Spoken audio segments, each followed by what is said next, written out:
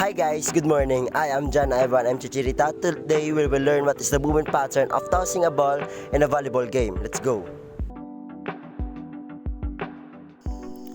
First, the hands are raised above the head, forming triangle with thumbs and forefingers almost touching. Your elbow should be bent at 90-degree angle and pointed outwards. This is right and this is a wrong. As the ball approaches, the hands lowers towards the forehead, conforming the ball's shapes. So, what are the movement pattern of the knees when tossing a ball?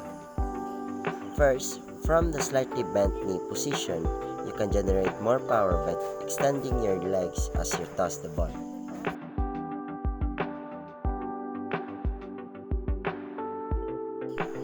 Before you set, your knee should be slightly bent and your weight distributed evenly from the balls of your feet to the arc. Make contact. Day to make contact with all of your fingers touching the ball. The more of the ball surface area you make contact with, the more control you will have over it. Push upwards as soon as the ball touches your fingers. Straighten your arms and legs as you push the ball upward. The straightening of your legs send power through your body and up to your heads. Your whole body should be part of push. This is how to toss a ball in a volleyball game.